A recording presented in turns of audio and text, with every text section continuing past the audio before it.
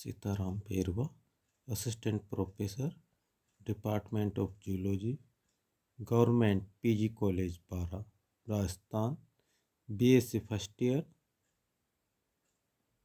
छात्रों, online classes में आपका स्वागत है।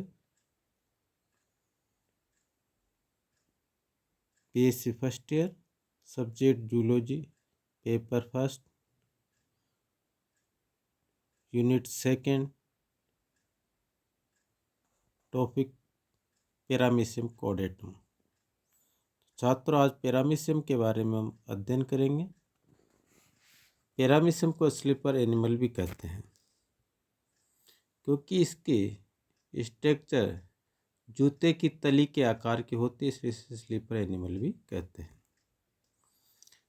पैरामीशियम कॉर्डेटम, जो पैरामीशियम जीनस होता है और इसकी स्पीसीज कॉर्डेटम होती है। इसका क्लासिफिकेशन देखिए, phylum protozoa, sub phylum ciliophora, class ciliata, order holotricha, genus paramecium, species caudatum. Caudatum इसका इसलिए नाम रखा गया है क्योंकि इसकी पोस्टर हिस्से पर जो सीलिया होती है वो साइज में बड़ी होती है और गुच्छनुमा हो जाती है, गुच्छे टाइप की बड़ी होती है, इसलिए इसका नाम कॉर्डेटम रखा गया। हैबिट एंड हैबिटेट, स्वभाव तथा आवास। स्वभाव तथा आवास में देखा जाए तो पैरामीशियम तालाबों, पौंड, गड्ढों, नदियों, सरिताओं, झीलों के फ्रेश वाटर में पाया जाता है। यह प्राय उन तालाबों में भी अधिक मात्रा में पाया जाता है जहाँ इसको भोजन के रूप में कार्बनिक पदार्थ अधिक उपलब्ध होते हैं, जिसमें सड़े गले तथा नष्ट हुए पदार्थ मिलते हैं। पैरामीशियम की एक स्पीसीज समुद्री जल में भी पाई जाती है। पैरामीशियम एनिमल होलोजोइक एनिमल है तथा इसका प्रमुख भोजन बैक्टीरिया, सूक्ष्म प्रोटोजोआ, एक कोशिक पौधे जैसे एल्गी, डाइटम, यीस्ट तथा नष्ट या सड़ते हुए कार्बनिक पदार्थ के सूक्ष्म खंड आदि होते हैं। इसमें अलैंगिक जनन, द्विखंडन व संयुग्मन द्वारा होता है।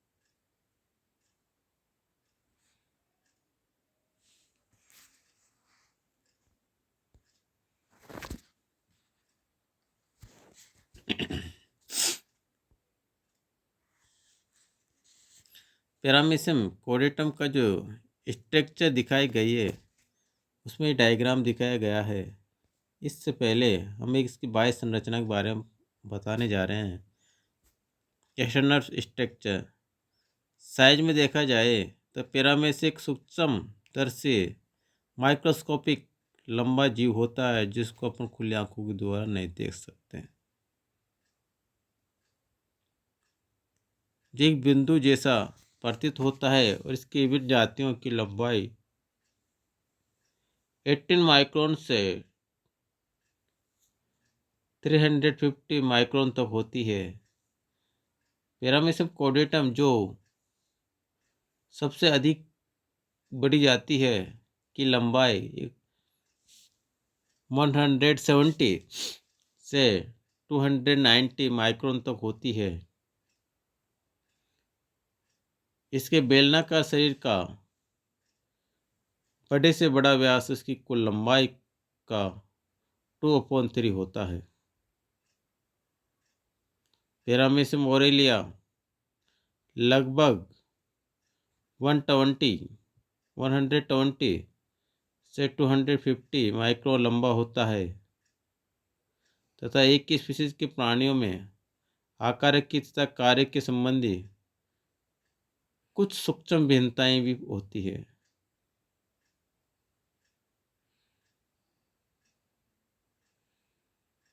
साइंटिस्ट जेनिंग्स ने पैरामीशियम की एक स्पीशीज में लंबाई तथा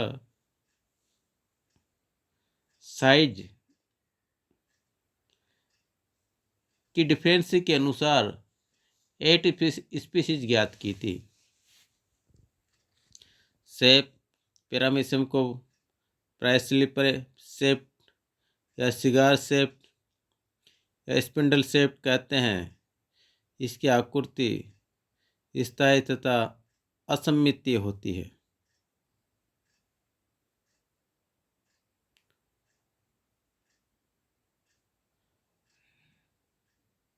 साइंटिस्ट जॉब लोट ने पैरामीशियम कॉर्डेटम का नाम चोसन भी रखा था, जिसका अर्थ स्लीपर एनिमल ही होता है। इसका शरीर लंबा, अगर सिरे पर ब्लंट तथा गोलीय और पस सिरा कुछ नुकीला होता है, टेपरिंग टाइप का है, तथा क्रॉस सेक्शन में यह वर्ताकार दिखाई देता है और मध्य भाग से कुछ पीछे का व्यास सबसे अधिक होता है। इसका अगला आधा भाग कुछ ऐंठा हुआ होता है। इसके शरीर में ओरल तथा वेंट्रल सरफेस अधरतल और एबोरल अपमुख जो पृष्ठतल अलग अलग पहचाने जा सकते हैं। इसमें ओरल और एबोरल दोनों ही पोर्शन अलग अलग होते हैं।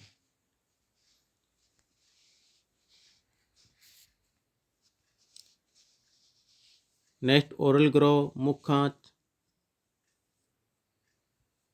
जो शरीर की अधर सतह पर एक स्पष्ट तिरछा और छिछला गर्त होता है, जिसे ओरल ग्रोव कहते हैं।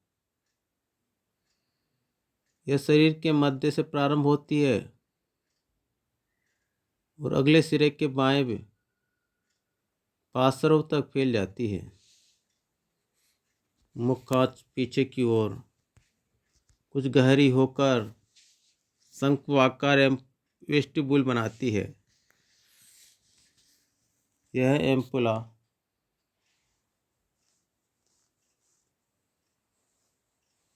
जो पीछे होती है।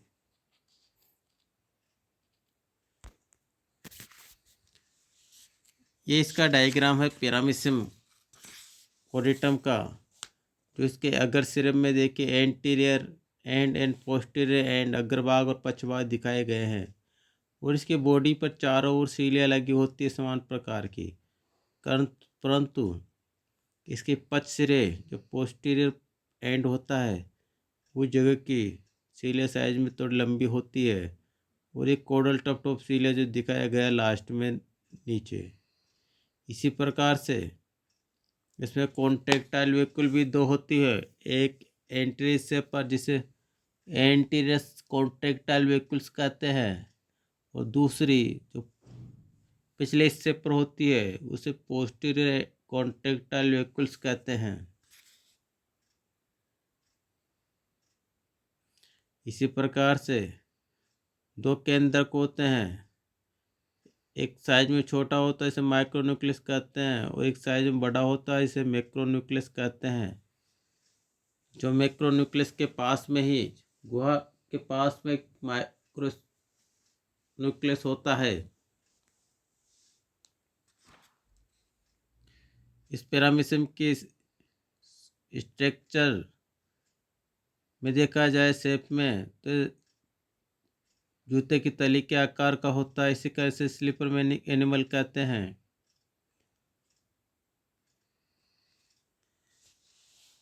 पैरामीशियम के बॉडी पर पेलिकल का आवरण होता है। तो cytoplasm food vehicles radial canal जिसमें दिखाया गया है।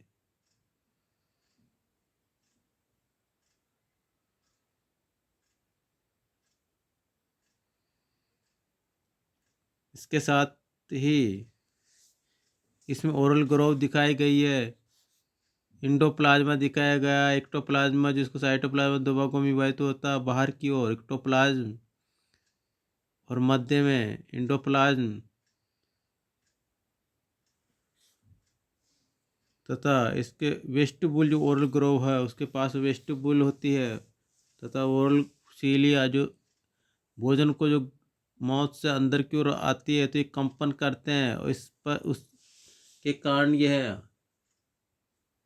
जो वाटर करंट आती है उसको फिल्टर करने का कार्य करती है, छोटे छोटे कणों को अंदर प्रवेश करने देती है एंड लार्ज पार्टिकल्स को बाहर निकाल देती है, रिजेक्ट पथ में डाल देती है।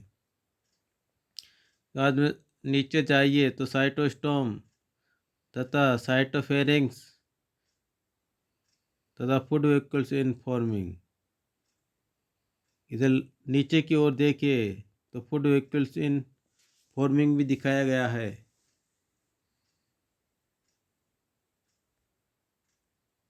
इस प्रकार से इसका ये डायग्राम है।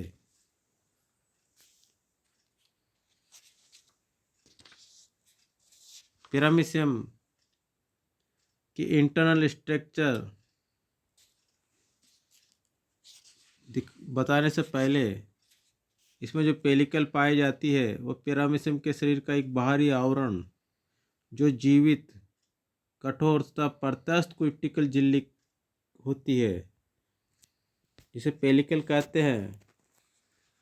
जब अभिरंजित जंतु को माइक्रोस्कोप में देखा जाता है तो पेलिकल में नियमित रूप से पंचभुजी या षटभुजी गर्त दिखाई देते हैं, जिनके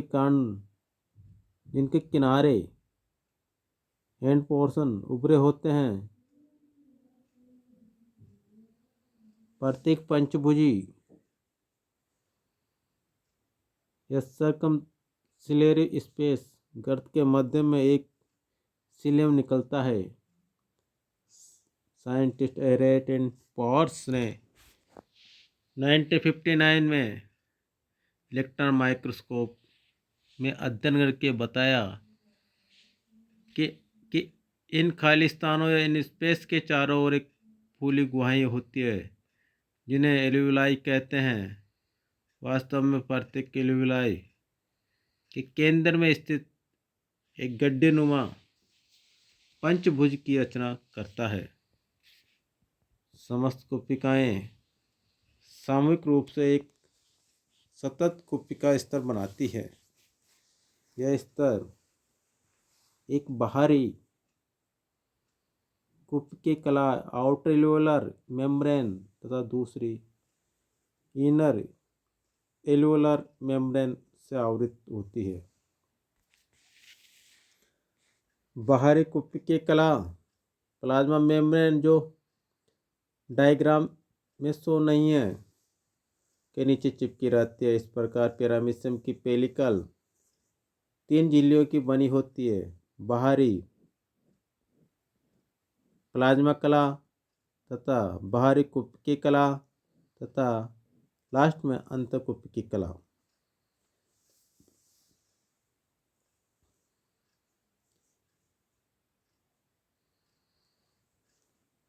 तथा इनका एपिप्लाजोकॉर्टेक्स नामक फाइब्रस स्तरीय कोशिकीय कला के नीचे स्थित होते हैं, और इस लेयर में पोस्टसिलरी माइक्रोट्यूबल्स जो ट्रांसवर्स माइक्रोट्यूबल्स तथा काइनेटोडेसिमल फाइबर्स के रूप में आपस में जुड़े रहते हैं। यह स्तर पेलिकल को कठोरता प्रदान करता है तथा सिलेट एनिमल्स को निश्चित स्वरूप बनाए रखने में भी यह हेल्प करता है।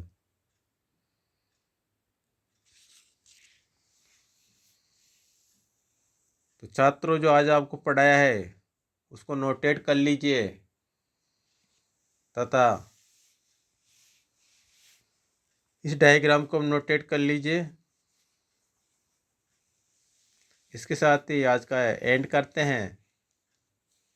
नेक्स्ट डे पर फिर पुनः मिलेंगे। धन्यवाद छात्रों।